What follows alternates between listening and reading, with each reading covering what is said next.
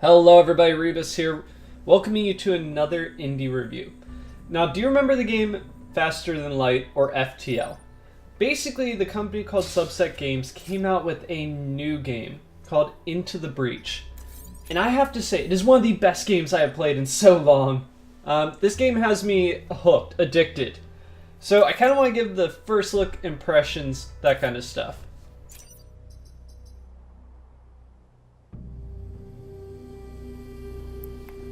So story-wise, it starts off kind of light. You're going back in time to basically stop this alien menace. It's obvious from the intro dialogue that you've done this multiple times. The only issue I do have with the story is that the initial commander that you take, you don't have to keep taking. So there's kind of this disconnect of not actually feeling like anything for the characters as much. It kind of ends up becoming more of who has the best stats, who has the best upgrades that you can get. And honestly, this is kind of in line with how Faster Than Light was. You never really got super connected, at least I never did, to my my crew. I mean, you kind of knew that name, but there was no sense of alright, this is Jim, he's the protagonist of the game. It's more set up that Jim is interchangeable with John. So in that respect, it is very much about surviving and taking out the aliens.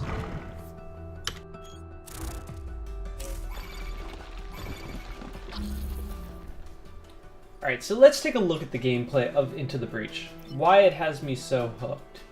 So with a lot of games, they'll pass as a fleeting memory. Maybe one of those games you'll just kind of be oh, I remember that game, and it was okay. Into the Breach somehow takes some of the elements of Faster Than Light. So you have each different island that you'll go to. They're kind of randomly generated in what the mission structure will be, what you'll be doing in aliens and that kind of stuff. So when you go into the actual mission itself, you start out with 3 mechs, and you'll be combating this alien menace. And it is ridiculously addictive. It basically is what Advance Wars was on the DS, or Game Boy and everything. And it takes that game and basically gives it a kick in the butt and turns it into more of an adult, evil kind of game. So you have your commanders who pilot these mechs, and they level up. They get different skills. Some of them will get skills your mechs can fly as long as they have a power token attached to them. So each of these commanders gives a new feel to your mech. Certain commanders are just really good, but what makes it difficult, what makes it truly difficult, if a mech dies, the mech does not, the next mission, the mech will be back. That's not the problem. The problem is the pilot will get killed. So, if you have a mech that you love the pilot's giving you a great perk, but he accidentally dies during the mission, you have lost those perks that the commander was giving you for the mech.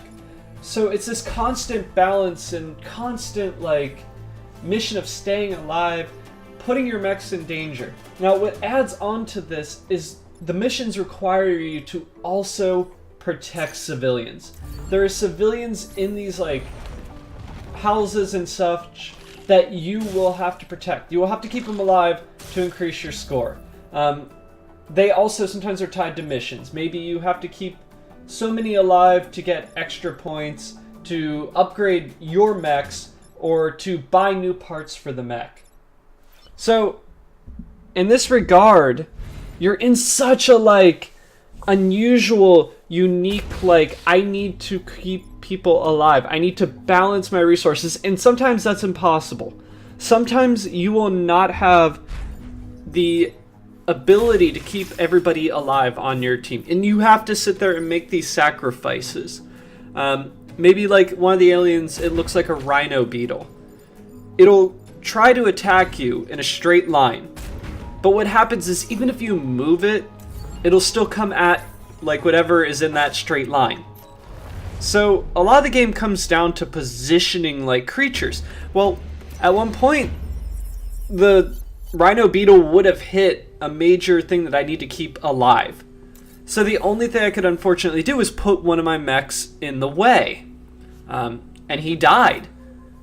And it was such like one of those moments of like, holy shit, like I lost my like commander guy.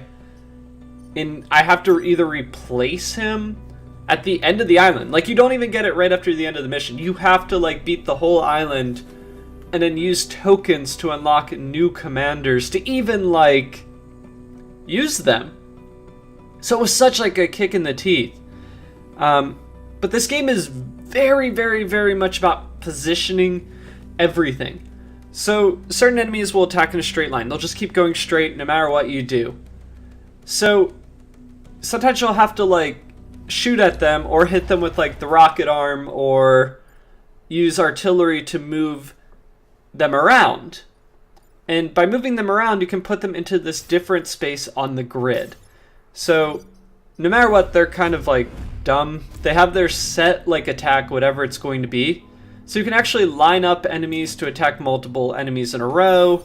You can also do things like knocking them into water to instantly kill them, knocking them off the map, that kind of stuff. So there's like a lot of variety in the way you actually approach situations.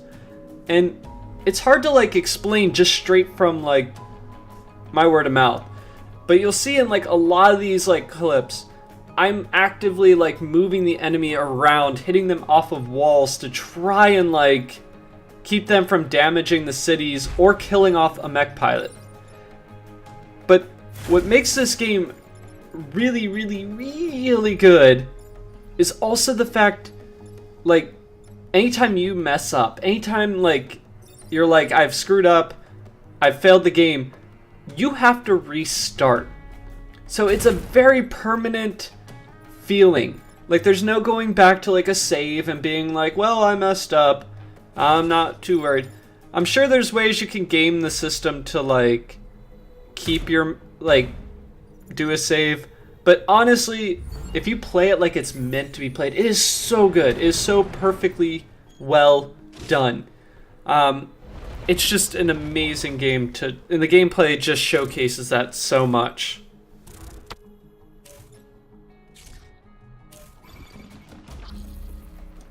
Now the controls for this game are really, really simple. Basically, you'll click on your mech, it'll show like on a grid where he can move. You'll move him, and then you can like select his attack if you're attacking with him, or if you're just going to like end turn.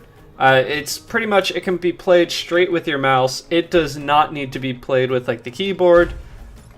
And it's pretty easy just to like click, click, click. So the controls are pretty intuitive. It's pretty easy to understand.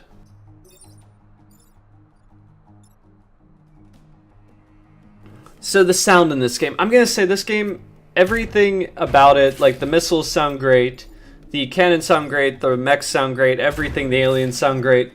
But the music really is what like drives it home for me. Every single like mission almost has this like bleak outlook music. Like you just sit there and feel like, wow, like this is really heavy. And the game does emphasize how heavy it is. Like you're constantly going back in time to try and stop this alien menace. So it's kind of this like foreboding music of like, just kind of like, okay, this is getting like sad. And anytime like an enemy like hits like a town and kills off some civilians, it immediately pops up with like your character's giving like a little bit of like the dialogue like over an intercom style. It's not voice acted, but it's like the like kind of old style transmission style. So it's very, very well done. I love that fact of this. The sound is perfect.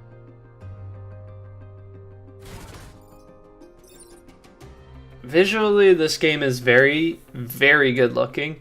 A lot of the maps are kind of arid or like kind of desolate. Like there's random mountains like strewn about, there's random towns. Sometimes the mission requires you to, you know, take out a dam or something. And those images and like assets do look very nice. It's kind of got like the FTL look to it where there's a very like harsh lines almost, if that makes sense. But like your mechs definitely look beautiful. They're very like interesting to look at, very interesting to use. Each one's uniquely designed. So visually this game is very good looking. I would have liked to see and some of the missions do it. I would like to see more of a diverse like initial color palette. I feel like very early on when you're first getting that first like gameplay look at it, it's very like kind of dark, kind of like dark hues of green, kind of your mechs are green, so it kind of does give a little bit of like a lost sense to it, but visually it's not bad.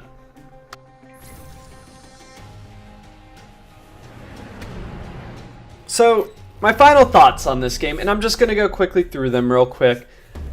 I absolutely believe this game is completely 100% worth picking up. If you liked Faster Than Light, I would immediately pick it up. I have found no qualms with it, and honestly right now I believe you can actually get both of them together bundled, so you can get Faster Than Light and Into the Breach. Faster Than Light comes for free with Into the Breach. So honestly, I cannot see a downside to that. The game, I've only played a couple hours since I got it, and I have been hooked. I have not been able to put it down. So I already feel like I'm getting entertainment and the value out of it. If you love that strategic, that very like, all right, constantly like trying to maneuver, like a giant chessboard set up with every move in mind could actually be like the end of the game for you, then this game is right down your alley. It's perfect for you. I honestly think Subset Games knocked it out of the park. I absolutely think they did the most amazing job on this. Everything about it just looks beautiful, is beautiful, and is perfect. I honestly would say if I could, I would give it probably a 9 out of 10, not a 10 out of 10. And this is going to be more personal reason, just because I like more of the story-driven elements with like actual like protagonists that like aren't interchangeable.